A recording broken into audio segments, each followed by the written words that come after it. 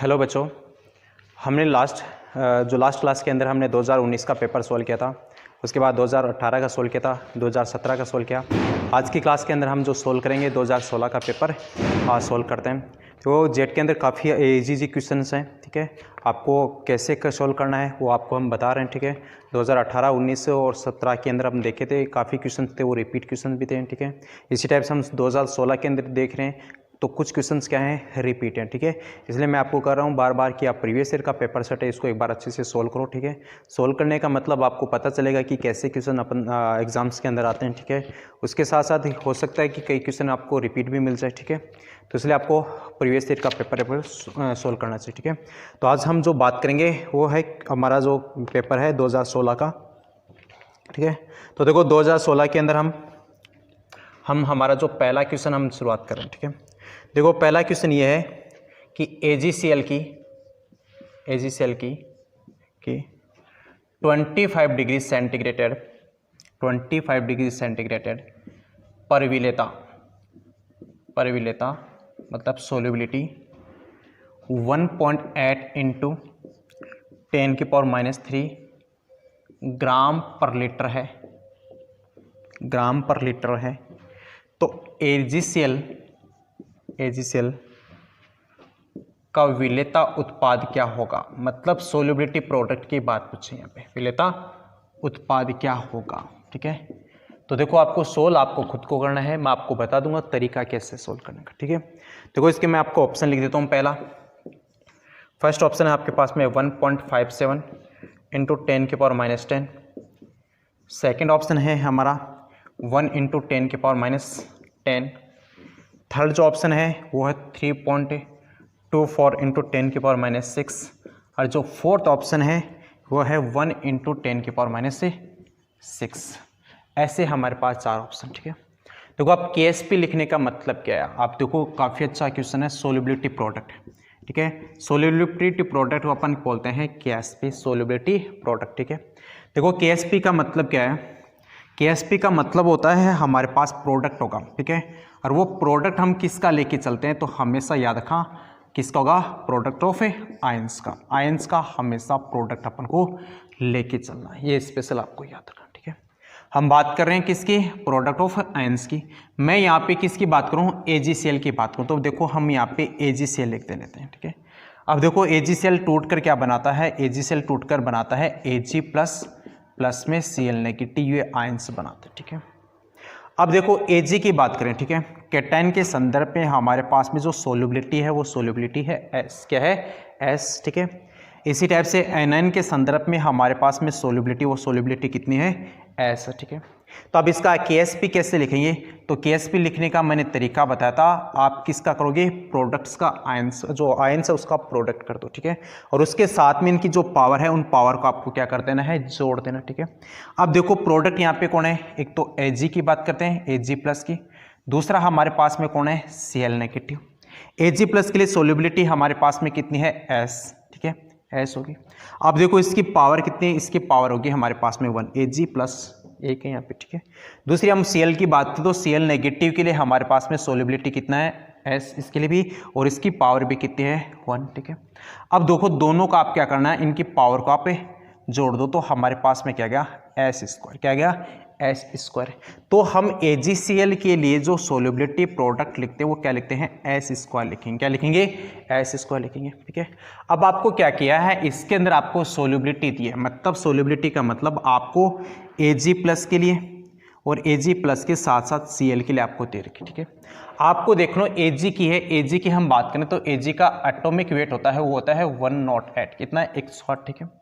हम क्लोरीन की बात करें तो क्लोरीन का होता है 35.5, कितना है, 35.5, ठीक है। आपको सोल्युबिलिटी यहाँ पे देखो कितनी दे रखी है, 1.8 इंटू 10⁻³ ग्राम पर लीटर दे रखा है।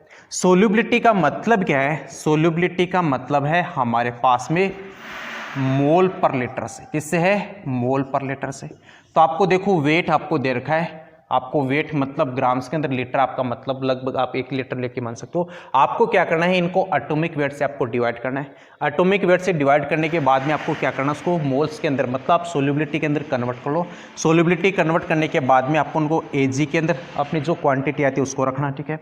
उसके बाद इसी हिसाब से Cl के अंदर जो वैल्यू आती है वो पुट करना है, और उसके बाद में इन दोनों को क्या करना है, आपको प्रोडक्ट लेना है, मल्टीप्लाई करना है, तो हमारे पास में क्या आ जाएगी, KSP आ जाएगी, ठीक है।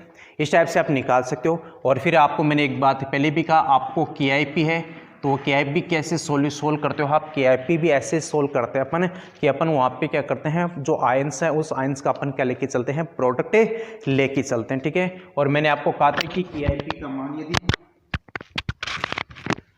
ठीक है, हम बात कर रहे थे कि KIP का मान यदि KSP के बराबर आता है, यदि KIP का मान KSP के बराबर आता है तो ऐसे केस के अंदर प्रिसिपिटेशन नहीं होगा, ठीक है। यदि KSP का मान KIP से ज़्यादा है तो ऐसे केस में भी प्रिसिपिटेशन नहीं होगा, ठीक है। लेकिन याद रखना KIP का वैल्यू यदि KSP से ज़्यादा आता है, KIP से ज़्यादा तो ऐसे केस में क्या होता है, प्रिसिपिटेशन होगा, अवक्षेप होता है, ठीक है। KIP का मतलब होता है आयनिक प्रोडक्ट, ठीक है। KSP का मतलब क्या है, सोल्यूबिलिटी प्रोडक्ट। तो यदि आयनिक गुणनफल का मान विलेयता गुणनफल से ज़्यादा होगा तो ऐसे केस में क्या होगा, वहाँ पे प्रिसिपिटेशन होता है, अवक्षेपण होगा। तो आप इसी आधार पर इसकी क्वेश्चन को सोल्व कर सकते हो, ठीक है। देखो नेक्स्ट क्वेश्चन क्या है हमारा, नेक्स्ट क्वेश्चन है कि अभिक्रिया, ठीक है, अभिक्रिया H2 प्लस CO2 कन्वर्ट होकर बना रहा है CO प्लस में H2, मतलब हाइड्रोजन और कार्बन डाइऑक्साइड दोनों मिलकर क्या बना रहे हैं, ये बना रहे हैं कार्बन मोनोऑक्साइड प्लस में H2 बना रहे हैं। तो इस अभिक्रिया के लिए H2 और कार्बन डाइऑक्साइड की साम्य अवस्था पे जो मोल है वो मोल क्या है, सेम है। तो आपको इसके लिए क्या निकालना है, Kp की वैल्यू कैलकुलेट करना है। क्वेश्चन ये है कि H2 गैस, CO2 गैस, ये दोनों मिलकर क्या बना रहे हैं, ये मिलकर बना रहे हैं CO2, और ये भी गैस प्लस में H2O, ये भी गैस, ठीक है, ये मिलकर बना रहा है, ठीक है। अब यहाँ पे ये बोला है, ठीक है, यहाँ पे ये कहा है, ठीक है, कि इनकी प्रारंभिक सांद्रता इनिशियल जो कंसंट्रेशन है किसकी, H2 की, और बराबर किसके है, ये CO2 के, कार्बन डाइऑक्साइड के। इनिशियल कंसंट्रेशन क्या है इसकी, बराबर है, ठीक है। उसके बाद देखो साम्य अवस्था पर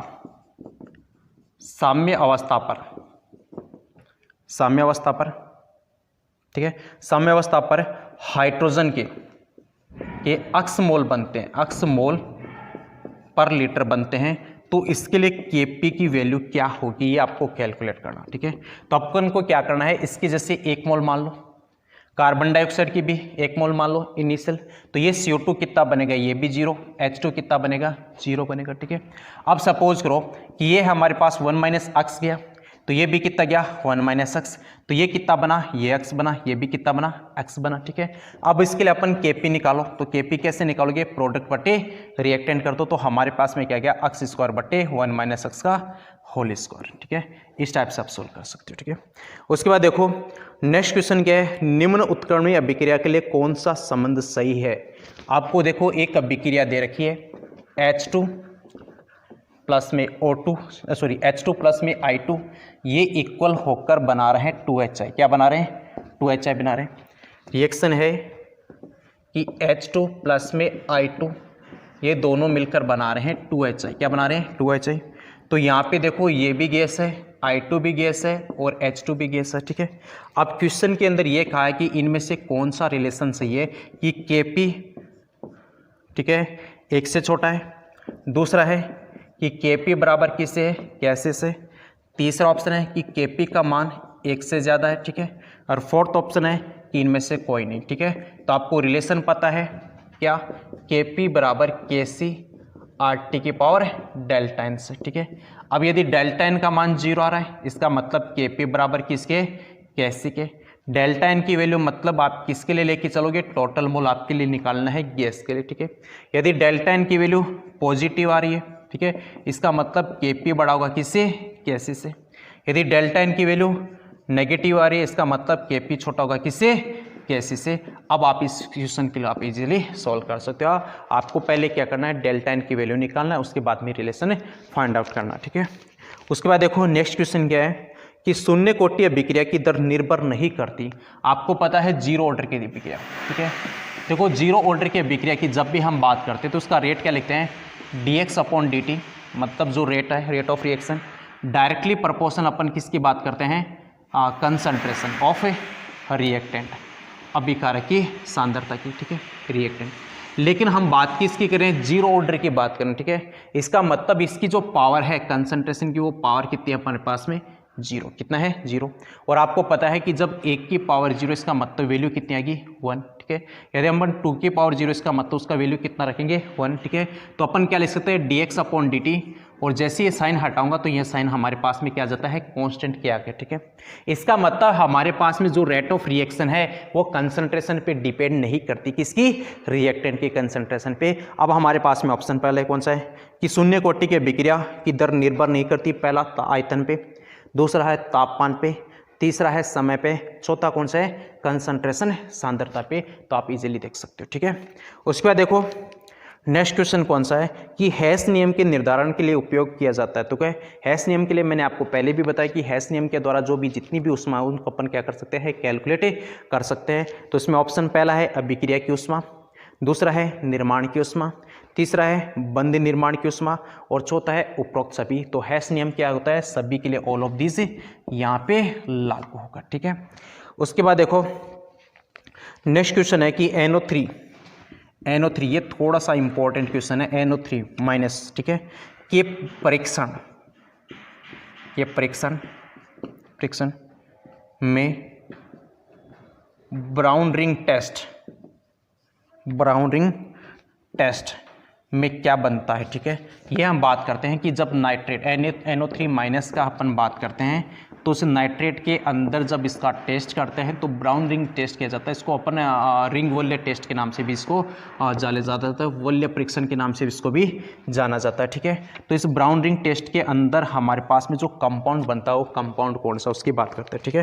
तो ये हमारे पास में पहला ऑप्शन है कि FeH2O, ठीक है। उसके बाद में H2O5NO, ठीक है।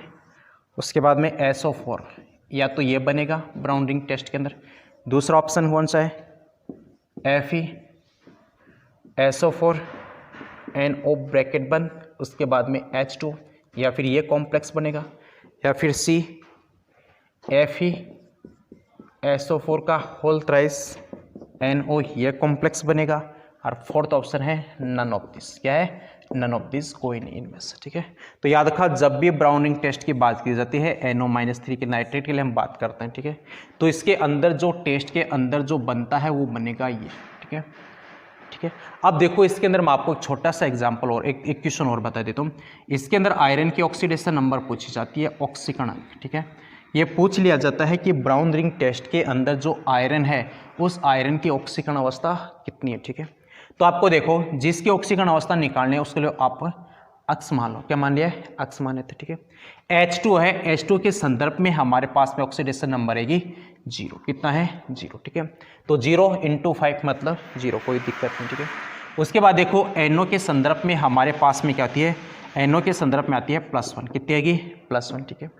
उसके बाद देखो SO4, ये -2 में होता है, सल्फेट आपको पता है, इसका मतलब इस पे पूरे पे चार्ज कौन सा होगा, +2, क्या होगा, +2, इसका मतलब इक्वल में किसके है, +2, ठीक है, ये हमको पता है। अब देखो ये +1 इधर गया तो कन्वर्ट किस में हो गया, -1 में। तो हम क्या लिख सकते हैं, अक्स बराबर +2 -1, तो अक्स बराबर कितना गया, +1। मतलब यहाँ पे ब्राउन रिंग टेस्ट के अंदर जो आयरन की हम ऑक्सीडेशन नंबर निकालते हैं वो ऑक्सीडेशन नंबर कितनी आएगी, +1, कितनी आएगी, +1, ठीक है। हम H2 के संदर्भ में हम बात करें तो H2 हमारे पास में क्या एक उदासीन लिगेंड के रूप में काम करता है, न्यूट्रल के रूप में काम करता है। इस वजह से हमने इसका ऑक्सीडेशन नंबर कितना है हमारे पास में 0, कितना हो गया, 0, ठीक है। उसके बाद देखो NO के संदर्भ में NO क्या होता है, NO+, इसका मतलब इस पर क्या गया, +1 की बात करें, ठीक है। उसके बाद देखो SO4 किस टाइप पे होता है, -2 में होगा, तो ये -2, तो इस पे पूरे पे क्या होगा, कॉम्प्लेक्स पे +2, तो यहाँ पे +2, ठीक है। ये +1 इधर गया तो कन्वर्ट किस में गया, -1 में, तो अक्स बराबर क्या गया, +2 -1 बराबर कितना गया, +1। यहाँ पे आयरन की कितने आ गई, +1 आ गई। तो याद रखा ब्राउन रिंग टेस्ट है जो अपन बात करें किसकी, NO3 माइनस की हम बात करते तो वो किसके द्वारा दी जाती, इस कॉम्प्लेक्स के द्वारा दी जाती, ठीक है। उसके बाद देखो नेक्स्ट क्वेश्चन क्या है, नेक्स्ट क्वेश्चन है कि मेलेकाइट किसका है, इसका मेलेकाइट, ठीक है। नेक्स्ट क्वेश्चन है मेलेकाइट एस का, ठीक है। तो आप जानते हो मेलेकाइट किसका है, इसका है। ऑप्शन मैं आपको दे देता हूँ। फर्स्ट ऑप्शन आपके पास में Fe आयरन का, दूसरा ऑप्शन है कॉपर, ठीक है। थर्ड ऑप्शन है हमारे पास में जिंक, फोर्थ ऑप्शन है Cl क्लोरीन। तो आपको बताना है कि मेलेकाइट किसका है, इसका, ठीक है। मेलेकाइट, हेमेटाइट है, उसके बाद किसी ने में मैग्नेटाइट की बात करते हैं, एजुराइट की बात करते हैं, उसके बाद में जेडन के लिए अपन जिंक ब्लेंड की बात करते हैं, जिंक सल्फाइड की बात की जाती है, कैलेमाइंस की बात की जाती है, ठीक है। और ये हमारे पास इम्पोर्टेंट है इसका, तो याद रखा मेलेकाइट किसका, उसका तो आपको बताना है इनमें से, ठीक है। उसके बाद देखो प्राकृतिक पायसन गाय के दूध में स्थायी कारक का काम कारण है। जो स्थायी कारक का मतलब स्टेबलाइजर के रूप में कौन हम प्रयुक्त किए जाते हैं उसकी हम बात करें, ठीक है। अब देखो स्टेबलाइजर का मतलब क्या है, इसमें थोड़ा सा मैं आपको एक डिटेल में लेके चलता हूँ, ठीक है। देखो डिटेल में हम ऐसे लेके चलते हैं, हम एक चीज़ पढ़ते हैं इमल्सन, ठीक है, जिसको अपन पाइस भी कहते हैं, इमल्सन या फिर पाइस भी कहते हैं, ठीक है। देखो इमल्सन का मतलब क्या है कि हमारे पास में जो सोल्यूट है, ठीक है, वो सोल्यूट भी हमारे पास में लिक्विड होगा, क्या होगा, लिक्विड होगा, और जो हमारे पास में जो सॉल्वेंट होगा, ठीक है, वो भी क्या होता है, वो भी लिक्विड में, क्या होगा, लिक्विड में। तो दोनों की यदि फेज हमारे पास में लिक्विड है तो उनका जो मिक्सर, उस मिक्सर को अपन क्या कहते हैं, इमल्सन कहेंगे, पाइस कहेंगे, क्या कहेंगे, पाइस कहेंगे, ठीक है। अब देखो कि जब हम इमल्सन की बात करते हैं तो ये दो टाइप का होता है, ठीक है। एक तो होता है OW टाइप का, मतलब है O का मतलब ऑयल, ठीक है, ऑयल, ठीक है, इसको ऐसे लिखते हैं वाटर इन ऑयल, ठीक है, वाटर इन ऑयल, ठीक है। तेल के अंदर कौन है, पानी। दूसरा है WO टाइप का, ठीक है, इसका मतलब हमारे पास में क्या गया, ऑयल इन वाटर, ठीक है। इस टाइप से हमारे पास में दो, हमारे पास में क्या बन गए, इमल्सन बन गए। अब देखो इनमें होता क्या है, इनमें होता ऐसे कि जैसे मैंने एक यहाँ पे कंटेनर बना लिया, ठीक है। अब इस कंटेनर के अंदर सपोज करो जैसे मैं यहाँ पे डाल रहा हूँ, ठीक है, यहाँ पे मैंने डाल दिया जैसे ऑयल डाल दिया, क्या डाला, ऑयल, ठीक है। अब इस ऑयल के अंदर मैं डाल रहा हूँ यहाँ पे वाटर डाल रहा हूँ, क्या डालूँ, वाटर डालूँ, पानी डालूँ, ठीक है। तो आप जानते हो कि पानी क्या होता है, पानी होता है पोलर, क्या होगा, पोलर होता है, ठीक है। और जो ऑयल होता है, ये ऑयल होता है नॉन पोलर, क्या होगा, नॉन पोलर, अध्रुवीय होता है, क्या होगा, अध्रुवीय, ठीक है। तो हम यहाँ पे केमिस्ट्री के अंदर एक रूल पढ़ते हैं कि जो पोलर होता है वो डिजोल्व होता है किसके अंदर, पोलर के अंदर, ठीक है, मतलब ध्रुवीय ध्रुवीय को घोलता है, ठीक है। इसी टाइप से नॉन पोलर है वो नॉन पोलर किस में डिजोल्व होगा, वो नॉन पोलर डिजोल्व होता है नॉन पोलर के अंदर, मतलब अध्रुवीय किसके अंदर डिजोल्व होगा, ध्रुवीय के अंदर, ठीक है। तो हम यहाँ पे एक चीज पढ़ते हैं कि समान समान को घोलता है, मतलब पोलर है तो पोलर के अंदर डिजोल्व होगा, नॉन पोलर तो नॉन पोलर के अंदर डिजोल्व होगा। लेकिन अब यहाँ पे देखो हमारे पास में एक तो पोलर, दूसरा हमारे पास में कौन है, नॉन पोलर है, डिजोल्वर नहीं, ठीक है। अब इसको डिजोल्व करने के लिए अंदर अपन क्या किया जाता है, इसके अंदर बाहर से कुछ पदार्थ मिलाते हैं, ठीक है, और उन पदार्थ को अपन क्या कहते हैं, स्टेबलाइजर कहते हैं, स्थायी कारक कहेंगे, क्या कहेंगे, स्थायी कारक कहते हैं, स्टेबलाइजर, ठीक है। मैं आपको एक छोटा सा एग्जाम्पल लेके चलता हूँ, हम बात करते हैं मिसेल की, किसकी बात करते हैं, मिसेल की बात करते हैं, ठीक है। देखो मिसेल में होता क्या है कि हमने क्या किया, हमने ऐसे यहाँ पे ये पानी डाला था, ठीक है, पानी लिया था। अब पानी के अंदर यहाँ पे देखो ऐसे, देखो सपोज करो ये कपड़ा है, ठीक है, इस कपड़े के ऊपर जैसे यहाँ पे कोई भी इम्प्योरिटी वगैरह, गंदगी वगैरह लगी है, जैसे मतलब ऑयल्स वगैरह लगा है, ठीक है। अब हम क्या करते हैं, इसके अंदर कपड़े के अंदर अपन किसका यूज़ करते हैं, अपन या तो साबुन का यूज़ करते हैं या फिर अपमार्जक का यूज़ किया जाता है। किसका? अपमार्जक, डिटर्जेंट का यूज़ किया जाता है। ये दोनों काम क्या करते हैं, ठीक है। देखो मैं साबुन की बात करूँ तो आपको एक छोटा सा एग्जाम्पल देता हूँ, C15H35COO, ठीक है। एच हम अपन बात करें स्टेरिक एसिड की, किसकी? स्टेरिक एसिड की बात करें, ठीक है। ये अपन 35 या 37, इसमें थोड़ा सा कन्फ्यूजन है, या तो 35 या फिर 37 है, ठीक है। तो याद रखा C15 जैसे H35COH, ठीक है। ये हमारे पास में स्टेरिक एसिड है। अब देखो ये क्या करेगा, इसके अपन सोल्ट बना लेते हैं, ठीक है। सोल्ट का मतलब है इसके अंदर या तो अपन NaOH डाल दो या फिर अपन क्या डाल दो, KOH डाल देते हो। क्या डालते थे? KOH डाल देते हैं, ठीक है। तो हमारे पास में सोडियम पोटेशियम की जो साल्ट है, सोडियम या पोटेशियम की जो साल्ट है, लवण है, उनको अपन क्या कहते हैं? उनको अपन कहते हैं साबुन कहेंगे। क्या कहेंगे? साबुन कहते हैं, ठीक है। अब देखो इसके अंदर जो ये कार्बन हाइड्रोजन वाली ये जो चेन है, इसको अपन हाइड्रोकार्बन कहते हैं। और ये हाइड्रोकार्बन क्या होती है? ये हमारे पास में नॉन पोलर होती है। क्या होगी? नॉन पोलर, अध्रुवीय होती है। अध्रुवीय का मतलब है ये किसके अंदर सोल्यूबल होती है? ये वाटर के अंदर तो सोल्यूबल नहीं होती है, पानी में सोल्यूबल नहीं होती, लेकिन ये सोल्यूबल किसके अंदर होती है? ऑयल के अंदर, तेल में सोल्यूबल होती है, ठीक है। इसके साथ में यहाँ पे देखो H को हटा के मैं यहाँ पे सोडियम लगा देता हूँ। क्या लगा दूँ? सोडियम या पोटेशियम, कुछ भी लगा लेता हूँ। तो ये जो आगे का पार्ट है, ये पार्ट कहलाता है पोलर पार्ट, ध्रुवीय पार्ट कहेंगे। क्या कहेंगे? ध्रुवीय पार्ट कहते हैं। अब ये ध्रुवीय पार्ट किसके अंदर सोल्यूबल होता है? तो याद रखा, ये सोल्यूबल होता है वाटर में। किस में होगा? वाटर के अंदर सोल्यूबल होगा, पानी के अंदर, ठीक है। अब हमने क्या किया, इसके अंदर साबुन या अपमार्जक जो भी हमने डाला, ठीक है। डालने के बाद में क्या करेगा, जो ये हाइड्रोकार्बन वाली जो चेन है, नॉन पोलर है, ये नॉन पोलर तो किसके अंदर, ये जो कपड़े के ऊपर जो गंदगी लगी है, ऑयल है, उस ऑयल के अंदर क्या होगा? डिजोल्व, गुजल जाएगा, ठीक है। इसके साथ में ये क्या काम करेगा, दूसरा हमारे पास में कौन है, दूसरी ये जो पोलर वाला पार्ट है, ये पोलर वाला पार्ट किसके अंदर डिजोल्व होगा? ये होता है वाटर के अंदर। किसमें? पानी के अंदर होगा, ठीक है। अब पानी के अंदर डिजोल्व तो है वाटर वाला पार्ट, ठीक है। और ये जो ऑयल वाला पार्ट है, ये इस पार्ट के अंदर जो डिजोल्व कौन सा है? हाइड्रोकार्बन, ठीक है। तो इधर से तो जुड़ गया ये, ठीक है, ये हाइड्रोकार्बन तो जुड़ गया किसके साथ में? ऑयल के साथ में। इसी टाइप से ये जो हमारा पास में पोलर जो पार्ट है, ये पोलर पार्ट किसके साथ में जुड़ गया? वाटर के साथ जुड़ गया, ठीक है। तो हमारे पास में यहाँ पे क्या बन गया? एक इमल्सन बन गया। और इस इमल्सन को तैयार करने का जो काम करता है, वो काम कौन करते हैं? यहाँ पे साबुन और अपमार्जक के द्वारा होता है, ठीक है।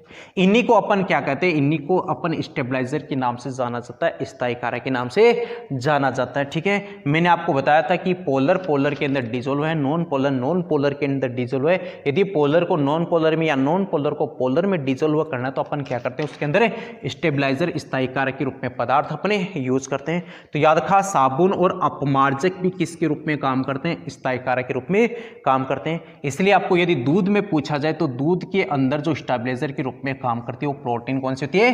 Casein protein. कौन सी है? कैसीन। तो यहाँ पे देखो कि प्राकृतिक पायस गाय के दूध के स्थायीकरण का जो कारण है, वो कारण कौन होती है? कैसीन प्रोटीन होती है, ठीक है। उसके बाद देखो नेक्स्ट कौन सा है, नेक्स्ट क्वेश्चन है कि निम्न कौन सा संक्रमण धातु आयन प्रतिचुंबकीय है, ठीक है। तो देखो लास्ट हम क्लास के अंदर हमको क्वेश्चन में पूछा गया था अनुचुंबकीय कौन सा है। अब हमको यहाँ पे क्वेश्चन के अंदर पूछा गया प्रतिचुंबकीय कौन सा, ठीक है। तो मैंने आपको कहा था कि यदि अनपेयर्ड इलेक्ट्रॉन है तो वो तो करेगा एज ए अनुचुंबक के रूप में, मत तो कलर देने का काम करेगा। और जिसके अंदर अनपेयर्ड इलेक्ट्रॉन नहीं होता वो क्या कहते हैं? कलरलेस होंगे या फिर प्रतिचुंबकीय होंगे। तो आपको यहाँ पे पहचानना, ठीक है। पहले आपको दे देता हूँ ऑप्शन कॉपर +2, ऑप्शन टू है हमारे पास में निकल +2, ऑप्शन 3 है वो है हमारे पास में कॉपर +2, ठीक है। ऑप्शन जो 4th है वो है हमारे पास में जिंक +2। तो इनमें से आपको पहचाना है कि कौन सा प्रतिचुंबकीय है, ठीक है। प्रतिचुंबकीय का मतलब है कि आपको देखना है कि इसके अंदर अनपेयर्ड इलेक्ट्रॉन नहीं है, ठीक है। उसके बाद देखो नेक्स्ट क्वेश्चन, देखो ये क्वेश्चन थोड़ा सा काफ़ी बच्चों की डिफिकल्टी था तो मैं आपको बता देता हूँ। क्वेश्चन ये है कि 2A 3B C के लिए मिलर सूचकांक होगा, ठीक है। मिलर सूचकांक होगा, ठीक है। ये आपको दे रखा है, ठीक है। अब देखो इसको क्या करना है, हमको जो डाटा दे रखा है उन डाटा को आपको नीचे रख लेना है, ठीक है। जैसे इसको लिख दूँ A/2, ये डाटा, इसको मैं डाटा को नीचे लिया। इसी टाइप से B/3, लिख सकता हूँ, ठीक है। इसी टाइप से C/1 ये हमको नहीं दे रखा C/1, ठीक है। तो आपको क्या करना है, आपको एक ऐसा पर्टिकुलर नंबर लेना है, ठीक है, जो नंबर के अंदर इन तीनों का क्या हो डिवाइड हो भाग जाए, ठीक है। और वो पर्टिकुलर नंबर जैसे मैं बात करूँ एक की बात करूँ तो एक के अंदर एक का भाग जाता है लेकिन बाकी दो का नहीं जाता। अपन दो की बात करें तो दो का जाता है, एक का जाता है लेकिन तीन का नहीं जाता। हम तीन की बात करें तो तीन के अंदर एक का जाता है, तीन का जाता है लेकिन दो का नहीं जाता। चार की बात करें तो चार में एक का दो का जाता है, ठीक है। पाँच में भी नहीं है, इसका मतलब हमारे पास में वैल्यू कौन सी आती है 6 आती है 6। अब देखो 6 के अंदर दो का भाग भी जाता है तो कितना गया 3, ठीक है। 6 के अंदर 3 का भाग भी जाता है 2, ठीक है। अब 6 के अंदर एक का भाग भी जाता है कितना 6, इसका मतलब मिलर सूचकांक कितने आ गए हमारे पास में 3 2 6 ऐसे टाइप से, ठीक है। ऑप्शन इसके मैं दे देता हूँ आपको। पहला ऑप्शन है हमारे पास में, पहला ऑप्शन है 2 3 1। दूसरा ऑप्शन है हमारे पास में 1 2 4। तीसरा ऑप्शन है हमारे पास में 3 2 6। फोर्थ ऑप्शन है हमारे पास में 1 2 3, ठीक है। तो हमारे पास में कितना गया 3 2 6, ठीक है। उसके बाद देखो नेक्स्ट क्वेश्चन क्या है कि कोलाइडी कण का आकार, आपको पता है कोलाइडी कण का आकार, कण का आकार आपको बताना है, आकार है। पहला ऑप्शन दे देता हूँ मैं आपको। फर्स्ट ऑप्शन है 1 एंगस्ट्रॉन से लेकर 100 एंगस्ट्रॉन के बीच। दूसरा है हमारे पास में 10 एंगस्ट्रॉन से लेकर 2000 एंगस्ट्रॉन के बीच। थर्ड ऑप्शन है हमारे पास में 1000 एंगस्ट्रॉन से लेकर 2000 एंगस्ट्रॉन के बीच। फोर्थ ऑप्शन है कि मोर देन 2000 एंगस्ट्रॉन से ज़्यादा, ठीक है। तो आपको इनके आकार बताना है कोलाइडी पार्टिकल्स का, आपको करना है, आपको खुद को ये रिवाइज के थ्रू मैं आपको क्वेश्चन करा रहा हूँ। आंसर जो आपको डिफिकल्टी आती है वही क्वेश्चन मैं आपको सोल्व करके बता रहा हूँ, ठीक है। बाकी क्वेश्चन आपको खुद को मैं सोल्व करने के लिए बता रहा हूँ। कैसे क्वेश्चंस होते हैं वो आपको मैं ट्रिक हिंट के रूप में आपको दे रहा हूँ, बस आपको अप्लाई करना है। तो कोलाइडी पार्टिकल्स के लिए आपको देखना है, कोलाइडी के साथ साथ आपको वास्तविक सॉल्यूशन के कणों का पार्टिकल्स का साइज भी आपको देखना है। उसके साथ साथ हमको सस्पेंशन वाली जो पार्टिकल्स है उसके साइज के कणों का आकार भी देखना है। दूसरा हमारे पास में कोलाइडी का, तो अपन कोलाइडी का यहाँ पे देख रहे हैं। उसके साथ साथ कोलाइडी के जो प्रॉपर्टी है वो प्रॉपर्टी मैंने आपको कहा था कि ये टिंडेल इफेक्ट भी शो करता है, ब्राउनिंग मोशन भी शो करता है। बाकी जो वास्तविक विलीन है और वास्तविक विलीन के साथ साथ जो सस्पेंशन सॉल्यूशन है वो सॉल्यूशन टिंडेल और ब्राउनिंग गति शो नहीं करते। तो आपको इनके कोलाइडी कण का जो आकार है वो आकार बताना है कौन सी रेंज में। आपको ये भी याद रखना है एंगस्ट्रॉन में कौन सा डाटा है, एंगस्ट्रॉन के साथ साथ नैनोमीटर में क्या डाटा है, दोनों डाटा आपको याद करने, ठीक है। क्योंकि ये है, एक बात याद रखा, एक एंगस्ट्रॉन बराबर होता है 10 की पावर -10 मीटर के, और सेंटीमीटर में होता है 10 की पावर -8 सेंटीमीटर में, और नैनोमीटर होता है 10 की पावर -1 नैनोमीटर के अंदर। तो ये डाटा आपको याद रखने, ठीक है। इसलिए क्योंकि कभी कभार हम क्या करते हैं जल्दीबाजी के अंदर क्वेश्चन है ना, हमको पूछा जाता है एंगस्ट्रॉन के अंदर, हम लिख देते हैं नैनोमीटर के अंदर, ठीक है। तो इसलिए आपको इनको क्या करना है, आपको अप्लाई करना आना चाहिए। आपको नैनोमीटर के एंगस्ट्रॉन मीटर में पूछा जाए तो कैसे, यदि आपको सेंटीमीटर में पूछा जाए तो कैसे, आपको नैनोमीटर में पूछा जाए तो किस टाइप से आप सोल्व करना है, ठीक है। उसके बाद देखो नेक्स्ट क्वेश्चन है कि मान लीजिए कार्बन अणु किसी समूह अक्ष से जुड़ा है तो कार्बन की सर्वाधिक विद्युतीयता किस बंद कक्षा में होगी, ठीक है। मतलब ये क्वेश्चन है कि कार्बन, ये मान लीजिए कार्बन अणु किसी समूह अक्ष से जुड़ा है, मतलब कार्बन है वो किसी अक्ष के साथ जुड़ा है, तो कार्बन की सर्वाधिक विद्युतीयता किस कक्षा में, मतलब सबसे ज़्यादा En है वो किसके अंदर, कौन सी हाइब्रिडाइजेशन के अंदर होगी। मैं आपको ऑप्शन दे देता हूँ। पहला ऑप्शन है हमारे पास P के अंदर, सेकेंड ऑप्शन है हमारे पास में Sp के अंदर, थर्ड ऑप्शन है हमारे पास में Sp2 के अंदर, और फोर्थ ऑप्शन है हमारे पास में Sp3 के अंदर। किसमें, Sp3 के अंदर। तो आपको देखो En निकालने का आपको मैं तरीका बताता हूँ, ठीक है। देखो En है वो डायरेक्टली प्रोपोर्शनल होती है परसेंटेज ऑफ एस कैरेक्टर, किसके है, परसेंटेज ऑफ एस कैरेक्टर। इसका मतलब एस कैरेक्टर जितना ज़्यादा होगा उसकी En उतनी ही ज़्यादा होगी, यदि एस कैरेक्टर जितना कम होगा इसका मतलब उसकी En उतनी ही कम होगी, ठीक है। अब देखो हाइब्रिडाइजेशन Sp की बात तो इसमें S परसेंटेज कितना है 50, ठीक है। Sp2 की बात करें तो इसमें S परसेंटेज कितना है 33.3%। यदि Sp3 की बात करें तो इसमें S परसेंटेज कितना है 25%। इसका मतलब ज़्यादा S कैरेक्टर किसमें, Sp के अंदर। तो सबसे ज़्यादा En होती है Sp की, उससे कम होगी Sp2 की, और सबसे कम किसकी होती है, Sp3 की। तो ये ऑर्डर आपको याद रखना है En के संदर्भ में, ठीक है। उसके बाद देखो नेक्स्ट क्वेश्चन, निम्न में से कौन सा ब्रॉन्स्टन अम्ल नहीं है? कौन सा ब्रॉन्स्टन अम्ल नहीं है? ठीक है, आपको मैं ऑप्शन दे देता हूँ। पहला ऑप्शन है NH3, सेकेंड ऑप्शन है NH4 पॉजिटिव। पहला ऑप्शन है NH4 पॉजिटिव, सेकेंड ऑप्शन है हमारे पास में HCO3 नेगेटिव, थर्ड जो ऑप्शन है वो है HSO4 नेगेटिव, फोर्थ जो ऑप्शन है वो हमारे पास में CH3O नेगेटिव। अब इसको अंदर पूछा गया कि ब्रॉन्स्टन एसिड कौन सा नहीं है, तो आपको पता है ब्रॉन्स्टन थ्योरी क्या कहती है? ब्रॉन्स्टन थ्योरी वो होती है जो प्रोटॉन देगा वो तो कहलाता है एसिड, जो प्रोटॉन लेगा वो कहलाता है बेस। आर्हेनियस के अकॉर्डिंग क्या कहते हैं? जो H पॉजिटिव देगा एसिड, जो OH नेगेटिव देगा वो बेस। लेविस थ्योरी क्या कहती है? वो कहती है कि लोन पेयर जो देगा वो तो है बेस, और जो लोन पेयर लेगा वो क्या होगा? एसिड। अब इनमें से आपको देखना है कि किसके पास में प्रोटॉन नहीं है, मतलब जो प्रोटॉन नहीं दे सकता। अब जो प्रोटॉन नहीं देगा इसका मतलब वो ब्रॉन्स्टन एसिड नहीं है। आपको यही क्वेश्चन पूछा है कि निम्न में से कौन सा ब्रॉन्स्टन एसिड नहीं है। तो जिसके पास प्रोटॉन देने की क्षमता नहीं है तो वो क्या है? ब्रॉन्स्टन एसिड नहीं है। ठीक है, तो आपको पहचानना है इसमें से। ठीक है, उसके बाद देखो क्षार।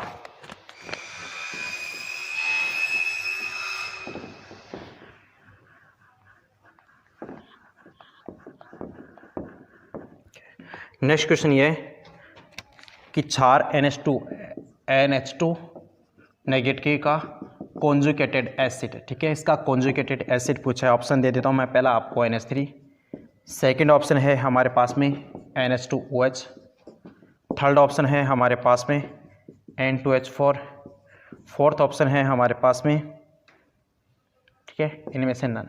ठीक है, कॉन्जुगेटेड एसिड। ठीक है, तो आपको मैंने पहले भी कहा था कोई भी स्पीसीज़ है, ठीक है, जो भी स्पीसीज़ है यदि आप उसमें H पॉजिटिव ऐड करें हो, ठीक है, H पॉजिटिव ऐड करें इसका मतलब वो कहलाता है कॉन्जुगेटेड एसिड।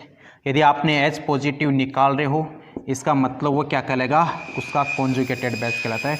अब इसमें से आपको पहचान, आपको H पॉजिटिव जोड़ना है, जोड़ने के बाद में इनमें से देखना कि उसका कॉन्जुगेटेड एसिड कौन सा। ठीक है, उसके बाद देखो नेक्स्ट क्वेश्चन है कि सकारात्मक प्रेरक प्रभाव निम्न में से किस समूह का है? सकारात्मक का मतलब है प्लस आई इफेक्ट कौन शो करता है? ठीक है, प्लस आई इफेक्ट जो शो करेगा उसको अपन पॉजिटिव, मतलब पॉजिटिव इंडक्टेंस कहते हैं अपन। सकारात्मक प्रभाव ऑप्शन नंबर फर्स्ट है क्लोरीन, ठीक है, ऑप्शन नंबर थर्ड OCH3, ठीक है, ऑप्शन नंबर थर्ड C3H7, ठीक है, उसके बाद ऑप्शन नंबर फोर्थ NO। ठीक है, तो आपको पता है कि कौन शो करता है? एल्किल ग्रुप है, वो सारे के सारे एल्किल ग्रुप कौन से शो करते हैं? प्लस इफेक्ट शो करते हैं। ठीक है, उसके बाद देखो नेक्स्ट क्वेश्चन क्या है? नेक्स्ट क्वेश्चन है कि किसी अणु का ऋणात्मक भाग मतलब न्यूक्लियोफाइल उस कार्बन से जुड़ेगा जिस पे हाइड्रोजन परमाणु की संख्या न्यूनतम हो। इस नियम को अपन क्या कहते हैं? तो आप जानते हो इस नियम को अपन कहते हैं मार्कोनिकॉफ। क्या कहते हैं? मार्कोनिकॉफ नियम कहते हैं। आपको दो नियम बता देते हो, तो मार्कोनिकॉफ याद रखना, एक सेटजेफ याद रखना। ठीक है, सेटजेफ के अंदर क्या होता है? सेटजेफ ये बोलता है कि वहाँ पे हमारे पास में जो भी प्रोडक्ट बनता है, ठीक है, वो प्रोडक्ट वो ज़्यादा स्टेबल होगा, मतलब ये अनसेचुरेटेड वाला प्रोडक्ट वो ज़्यादा सेचुरेटेड होगा कि जिसके अंदर वहाँ पे सब्स्टिट्यूट ग्रुप क्या हो? ज़्यादा हो। ठीक है, प्रतिस्थापी समूह ज़्यादा हो, तो वो ग्रुप क्या होगा या वो प्रोडक्ट क्या होगा? मोर स्टेबल होगा। मार्कोनिकॉफ क्या करता है कि न्यूक्लियोफाइल वहाँ पे जुड़ेगा कि जहाँ पे नंबर ऑफ हाइड्रोजन क्या हो? कम हो। जिस कार्बन पे नंबर ऑफ हाइड्रोजन क्या है? कम है। लेकिन मैं बात कर रहा हूँ किसकी? अनसेचुरेटेड की। ठीक है, उसके बाद देखो हमारे पास में एंटी मार्कोनिकॉफ। एंटी मार्कोनिकॉफ का बात है जब हम प्रोक्साइड यूज करें। ठीक है, जब भी प्रोक्साइड की बात आते है तो याद रखना आपको वहाँ पे कौन सा अप्लाई करना है? आपको अप्लाई करना है एंटी मार्कोनिकॉफ है। और एंटी मार्कोनिकॉफ क्या कहता है कि जहाँ पे नंबर ऑफ हाइड्रोजन ज़्यादा होंगे वहाँ पे क्या होगा? न्यूक्लियोफाइल जुड़ेगा। और ये भी मैं बात किसकी कर रहा हूँ? अनसेचुरेटेड की बात करें। ठीक है, तो ये हमारे पास क्या है? किसी अणु का ऋणात्मक भाग उस कार्बन से जुड़ता है जिस पर हाइड्रोजन परमाणु की संख्या न्यूनतम हो। ये नियम कौन सा कहलाता है? ये कहलाता है मार्कोनिकॉफ नियम कहलाता है। ठीक है, उसके बाद देखो नेक्स्ट हमारे पास में एक रिएक्शन दे रखी है, उस रिएक्शन के अंदर आपको प्रोडक्ट को पहचानना है। ठीक है, ये प्रोडक्ट क्या होगा? ठीक है, क्वेश्चन ये है आपको आइडेंटिफाई करना है कि अक्स क्या होगा। क्वेश्चन दे देता हूँ मैं, फॉर्मेल्डिहाइड। ठीक है, इस फॉर्मेल्डिहाइड की अभिक्रिया CH3MgI और इसकी कराते हैं किसके साथ में? ड्राई ईथर की प्रेजेंस में कराते हैं। तो यहाँ पे पहले इसका इंटरमीडिएट बनेगा, उस इंटरमीडिएट के बाद में क्या होगा? ये आगे चलकर क्या बनेगा, एक्स बनाएगा। क्या बनाएगा, एक्स बनाएगा। और यही एक्स आपको आइडेंटिफाई करना है कि एक्स क्या होगा, ठीक है। तो यहाँ पे पहला ऑप्शन मैं दे देता हूँ, CH3OH मेथेनॉल होगा, ठीक है। सेकंड ऑप्शन है CH3OCH3 ईथर होगा, ठीक है। थर्ड ऑप्शन है हमारे पास में कि ये हो सकता है कि एसीटोन हो, या फिर ये हो सकता है कि ये एथेनॉल हो, ठीक है, एथेनॉल हो। इस क्वेश्चन के अंदर थोड़ा सा एक चीज़ बाकी है, तो यहाँ पे H2 ऐड कर लें। क्या करना है, H2, ठीक है। तो आपको क्या करना है, फॉर्मेल्डिहाइड है, कार्बोनिल कंपाउंड है। अब कार्बोनिल कंपाउंड के अंदर ज़्यादा इलेक्ट्रोनेगेटिविटी किसकी है, ऑक्सीजन की, तो इस पर नेगेटिव चार्ज, इस पर क्या होगा, पॉजिटिव चार्ज। हम बात करते हैं ग्रिग्नार्ड रीजेंट की, तो ग्रिग्नार्ड रीजेंट होता है हमारे पास में RMgx, क्या होगा, RMgx, ठीक है। R नेगेटिव हो, MgX क्या होगा, पॉजिटिव, ठीक है।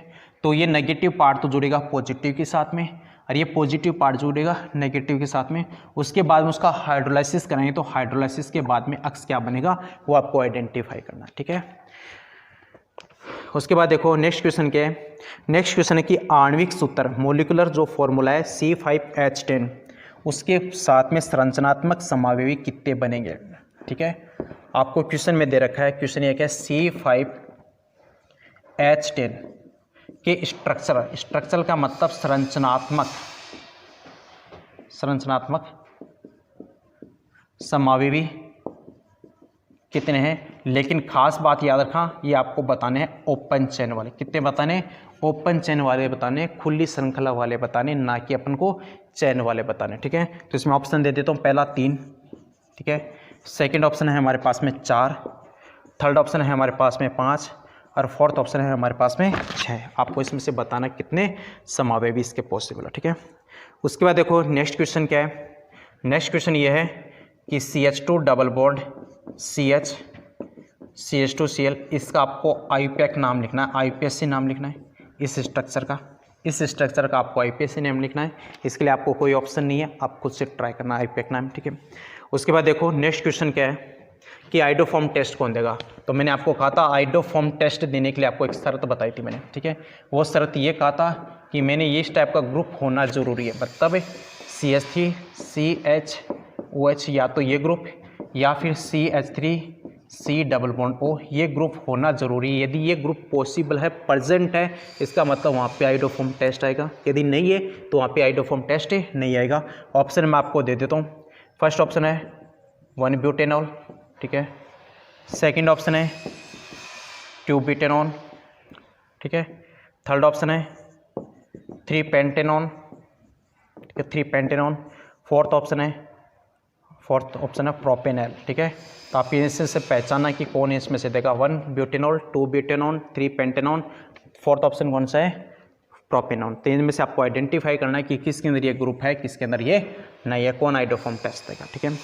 उसके बाद देखो नेक्स्ट क्वेश्चन क्या है, ये क्वेश्चन काफ़ी बार थोड़ा सा इंपॉर्टेंट भी है, ठीक है, और काफ़ी बार एग्जाम के अंदर ये पूछा भी जाता है, ठीक है, कि प्रोपेन, मतलब जैसे लिख देता हूँ मैं, propane CH3 single bond CH2 single bond CH3, इसका टेम्परेचर हम ले लेते हैं 820 केल्विन पे, और 820 केल्विन के साथ में हम कंसंट्रेशन NH3 के साथ में विक्रिया कराते हैं, तो इसका प्रोडक्ट क्या बनेगा। ऑप्शन इसमें दे देते हैं।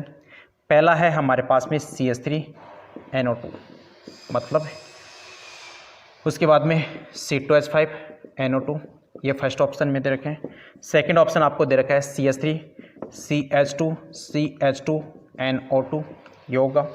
थर्ड ऑप्शन आपको दे देता है CH3CH, इसके साथ में जुड़ा NO2 और इसके साथ में CH3, और लास्ट में दे रखा है ऑल ऑफ दिस, क्या दे रखा है, ऑल ऑफ दिस दे रखा है, ठीक है। तो याद रखा, जब भी हम इसकी बात करें, प्रोपेन हमको बात की, ठीक है।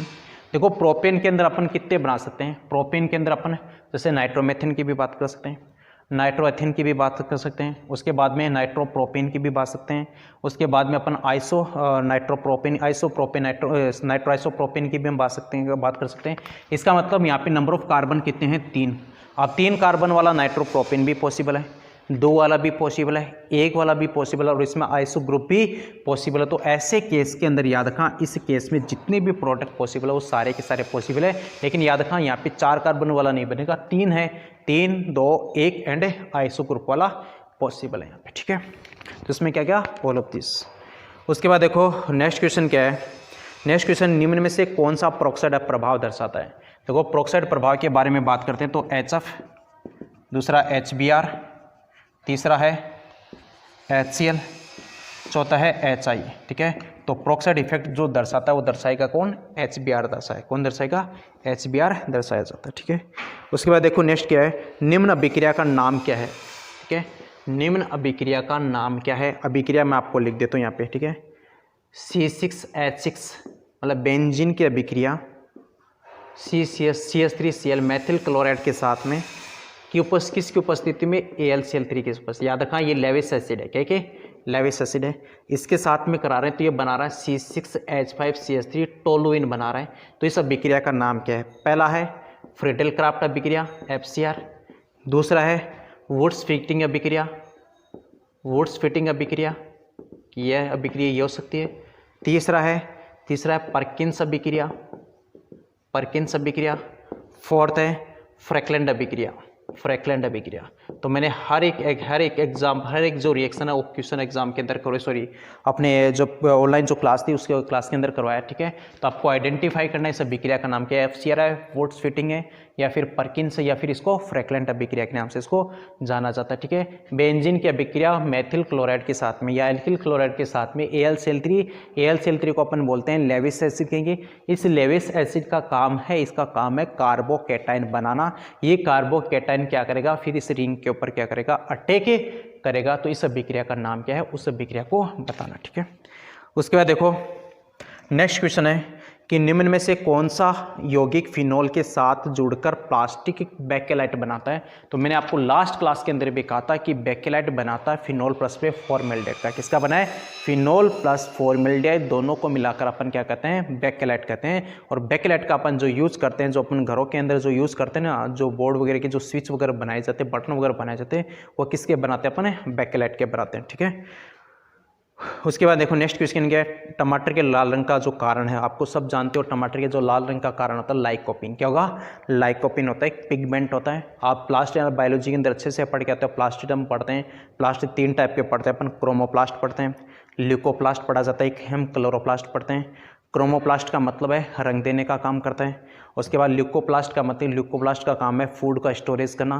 क्लोरोप्लास्ट है, क्लोरोप्लास्ट की हम बात करते हैं तो इसके अंदर क्या होता है? क्लोरोफिल्स होते हैं। क्लोरोफिल का आपको पता है कि फोटोसिंथेसिस की क्रिया करते हैं। फोटोसिंथेसिस की क्रिया के द्वारा अपन किसका फॉर्मेशन करता है? फूड का फॉर्मेशन करता है, भोजन का निर्माण ये करता है। और आपको याद रखना है क्लोरोफिल के अंदर जो धातु पाई जाती है उस धातु का नाम कौन सी है?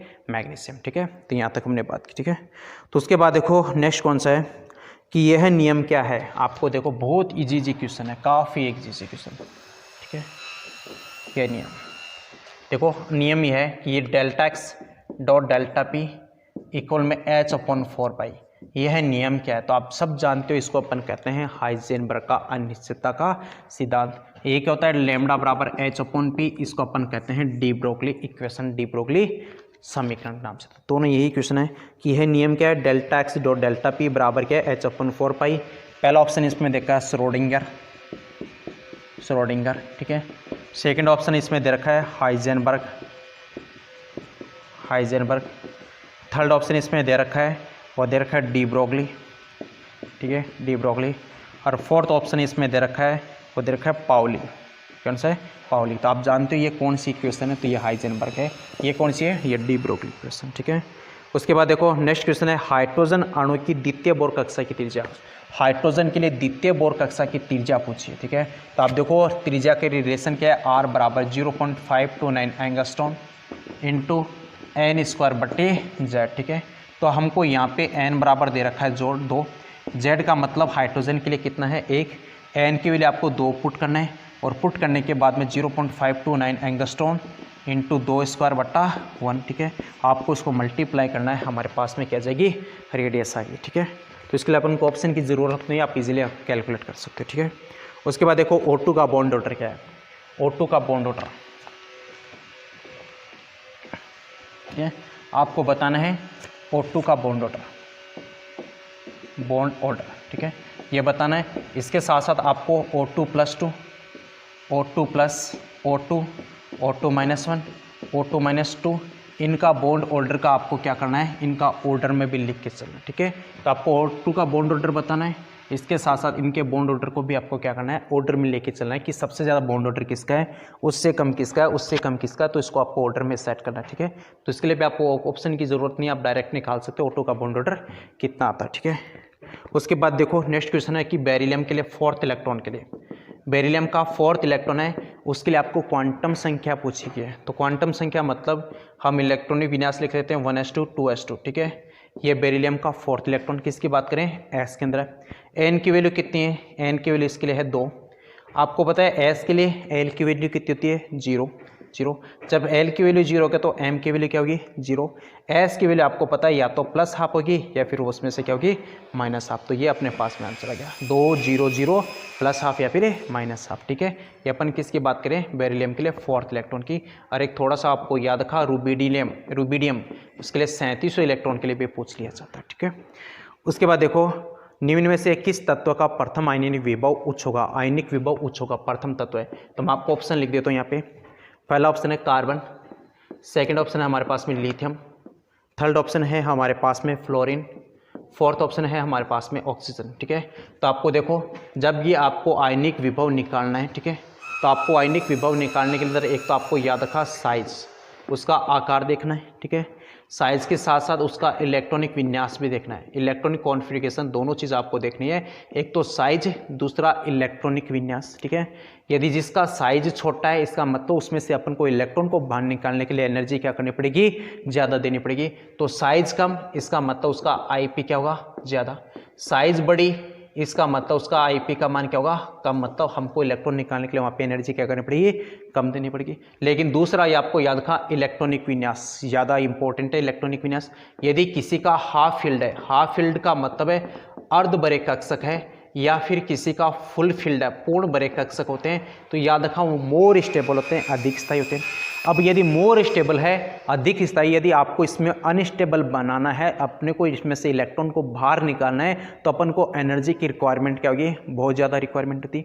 अब एनर्जी जब ज़्यादा रिक्वायरमेंट है, इसका मतलब उसकी आईपी की वैल्यू क्या आएगी, ज़्यादा आएगी। ठीक है, तो याद रखना पहला साइज, दूसरा इसके बाद इलेक्ट्रॉनिक विन्यास। आपको इन ऑप्शन में पहले इसका साइज देखना है, साइज के बाद में इसके अंदर मोर आपको देखना है कौन सा, इलेक्ट्रॉनिक विन्यास आपको देखना है कि किसी में हाफ फील्ड है या नहीं। ठीक है, या किसी में फुल फील्ड है या नहीं। जिसकी हाफ फील्ड या फुल फील्ड है, इसका मतलब उसका इलेक्ट्रॉन वो अपना आईपी का वैल्यू क्या होगी, ज़्यादा होगी। ठीक है, यदि ये चीज़ है तो आपको इसको कंसिडर करना है, यदि ये चीज़ नहीं है तो आपको वहाँ पे साइज को भी देख के चलना है। अब साइज में आपको देखना है कि अपन क्या करते हैं, लेफ्ट टू राइट जाएंगे तो साइज क्या होती है, डिक्रीज, टॉप टू बॉटम जाएंगे तो साइज क्या होती है, इंक्रीज होती है। तो अब इसके आधार पर आपको इसको ऑप्शन में निकाला। ठीक है, उसके बाद देखो नेक्स्ट क्वेश्चन क्या है, नेक्स्ट क्वेश्चन है निम्न निर्जलीकरण अभिक्रिया में कार्बन की संकरण अवस्था में क्या होगा। ठीक है, देखो आपको यहाँ पे एक रिएक्शन दे रखी है, उसका निर्जलीकरण का मतलब H2O बाहर निकल रहा है, और H2O बाहर निकलने के बाद में कार्बन की जो हाइब्रिडाइजेशन स्टेट है उस पर क्या फ़र्क पड़ रहा है ये बताना। ये हमने ऐसे बना दिया एमाइड। ठीक है, इसका यहाँ पे P2O5 ले लिया, ये अपने डिहाइड्रेटिंग एजेंट के रूप में काम करता है। इसके बाद में ये चेंज हो गया CH3CN में। ठीक है, और प्लस में क्या हो गया H2। ठीक है, तो आपको क्या करना है, इस कार्बन की क्या करना है, आपको हाइब्रिडाइजेशन बताना। ठीक है, तो यहाँ पे देखो CH3 C double bond O NH2 ये। अब देखो एक सिग्मा यहाँ पे, या 3 एटम से जुड़ा है, 3 एटम से जुड़ा है, इसका मतलब इसकी हाइब्रिडाइजेशन कितनी है, sp2। यहाँ पे देखो ये कार्बन कितने, 1 और 2 से जुड़ा है, इसका मतलब यहाँ पे इसकी हाइब्रिडाइजेशन कितनी है, sp, कितनी है, sp। तो मतलब sp2 से चेंज किस में हो रहा है, sp भी आपको यही बताना है। ठीक है, कि आपको क्वेश्चन में क्या कहा है कि निम्न निर्जलीकरण अभिक्रिया में कार्बन की संकरण अवस्था में परिवर्तन होगा, मतलब इसमें ये किस में चेंज हो रहा है, तो sp2 से किस में चेंज हो गया, sp के अंदर चेंज हो गया। ठीक है, उसके बाद देखो नेक्स्ट क्या है, ग्रेफाइट में कार्बन परमाणु की परत का एक साथ आयोजित रखना। ये देखो इसमें आपको क्वेश्चन के अंदर थोड़ा सा मेरे को भी डाउट लग रहा है, लेकिन मेरे हिसाब से ये जो मोर करेक्ट है कि जो कार्बन ग्रेफाइट की बात करते हैं या अपने डायमंड्स की बात करते हैं, तो उसके अंदर जो बॉन्ड होता है वो बॉन्ड होता है कोवलेंट बॉन्ड। क्या होता है, कोवलेंट बॉन्ड होता है, सहसंयोजक बंध होगा। ठीक है, अब ये सहसंयोजक बंध की वजह से 2 परतें होती है, वो दोनों परतें आपस में क्या होती हैं, आपस में एक दूसरे को खिसकती रहती है, जिसकी वजह से क्या होता है, ग्रेफाइट तो क्या होता है, एज ए कंडक्टर के रूप में काम करता है, लेकिन जो डायमंड होता है वो डायमंड क्या याद रखा, इंसुलेटर के रूप में काम करता है, कुचालक के रूप में काम करता है। तो ये स्पेशली याद रखा। दूसरा आप रीजन कह सकते हो कि ग्रेफाइट के अंदर क्या होते हैं, फ्री इलेक्ट्रॉन पाए जाते हैं, मुक्त इलेक्ट्रॉन पाए जाते हैं, जबकि कार्बन में ऐसा नहीं होता। ठीक है, तो इसका मेरे हिसाब से, मेरे अकॉर्डिंग तो मोर करेक्ट है हमारे पास में कोवलेंट बॉन्ड है। बाकी इसमें से जो दे रखा है इसमें दे रखा है पहला कोवेलेंट बॉन्ड, पहला सहसंयोजक बंध, दूसरा मुक्त इलेक्ट्रॉन, तीसरा विभिन्न बंध, चौथा इसमें दे रखा है वान डेर वाल ऊर्जा। ठीक है, तो मेरे को तो ये थोड़ा सा ये अजीब सा लगा, लेकिन मेरे हिसाब से जो मोर करेक्ट है वो मोर करेक्ट है कोवेलेंट बॉन्ड। ठीक है, इसके बाद में फिर से भी थोड़ा सा इसको डाउट है, इसको मैं चेक करके बता दूंगा आपको। ठीक है, उसके बाद नेक्स्ट क्या है, निम्न में से किस में नेट द्विध्रुव आघूर्ण होगा। ठीक है, मतलब आपको पूछा है कि किस में डायपोल मोमेंट होगा, वो आपको पूछा गया। ठीक है, इसमें पहला ऑप्शन है CH2Cl2। ठीक है, दूसरा ऑप्शन है CS कार्बन डाइसल्फाइड। ठीक है, थर्ड ऑप्शन है अपने CCl4, फोर्थ ऑप्शन है SnCl4। ठीक है, तो याद रखना जिसकी स्ट्रक्चर है यदि sp है, या जिसकी यदि लीनियर टाइप का sp2 है हाइब्रिडाइजेशन है, या sp3 है टेट्राहेड्रल है। ठीक है, तो ऐसे केस में याद रखा टेट्राहेड्रल का मतलब मैं बात करूँ जैसे CCl4 की बात कर लेते हैं, sp2 का मतलब जैसे BCl3 की बात कर लूँ, या BF3 की बात कर लूँ। ठीक है, यदि sp की बात करें जैसे CO2 की बात करें, तो ऐसे केस के अंदर आना, ऐसे केस के अंदर जो डायपोल मोमेंट आता है वो डायपोल मोमेंट आता है 0। कितना आएगा 0। तो देखो इसमें भी 0, इसमें भी 0, इसमें भी 0, तो इसमें नॉन इक्वल टू 0। ठीक है, ये याद रखना है। तो इसमें कौन डायपोल मोमेंट रखता है, तो डायपोल मोमेंट लिखा है CH2Cl2। ठीक है, उसके बाद देखो लास्ट क्वेश्चन। लास्ट क्वेश्चन क्या कह रहा है कि K3Cr, उसके बाद C2O4 ऑक्सिलेटो। इसको आपको क्वेश्चन में थोड़ा सा चेंज कर लेना, यहाँ पे 3 लिख लेना। ठीक है, इसके बाद में यहाँ पे क्या है, इसमें क्रोमियम की क्या पूछा है, क्रोमियम के ऑक्सीडेशन नंबर पूछा है, और क्रोमियम के ऑक्सीडेशन नंबर के साथ में इसका आपने कोऑर्डिनेशन नंबर भी पूछा है। क्या है, कोऑर्डिनेशन नंबर पूछा है।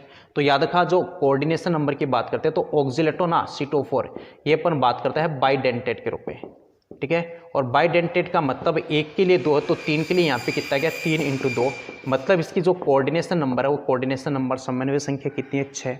अब देखो ऑक्सिलेटो है, ऑक्सिलेटो की चार्ज होता है -2, कितना है -2, हमको निकालना है क्रोमियम के लिए। तो यहाँ पे देखो +1 × 3, पोटेशियम के लिए +1 कितने हैं 3, फिर देखो +x, फिर यहाँ पे -2 × 3 इक्वल में कितना हो गया 0, तो +3 +x -6 = 0, तो x बराबर कितना गया +3। तो यहाँ पे क्रोमियम के ऑक्सीडेशन नंबर है +3, और जो कोऑर्डिनेशन नंबर है वो कोऑर्डिनेशन नंबर कितना है 6। तो ये याद रखना। ठीक है, C2O4 को अपन कहते हैं ऑक्सिलेटो। क्या कहेंगे, ऑक्सिलेटो कहते हैं। तो इसी के आधार पे हमने बात की थी। ये 2016 का जो पेपर था वो हमने सॉल्व किया था। और मैं आपको फिर से बताता हूँ, जो अपने ग्रेफाइट की बात करते हैं तो ग्रेफाइट के अंदर कहते हैं फ्री इलेक्ट्रॉन्स होते हैं, और इसी फ्री इलेक्ट्रॉन की वजह से क्या होता है वो कंडक्टर के रूप में काम करता है, सुचालक के रूप में काम करते हैं। डायमंड्स की बात की जाती है तो उसके अंदर फ्री इलेक्ट्रॉन्स नहीं होते, वो कुचालक के रूप में काम करता है। ठीक है, उसके बाद में देखो उसके अंदर जो ग्रेफाइट की बात की जाती है तो उसमें कोवेलेंट बॉन्ड आता है, सहसंयोजक बंध आता है। सहसंयोजक बंध की वजह से क्या होते हैं, ये जुड़े रहते हैं। तो ये हमने आज बात की 2016 के पेपर की बात की थी। उसके बाद में हम लास्ट क्लास नेक्स्ट क्लास के अंदर अपन जो बात करेंगे वो करेंगे 2015 के पेपर।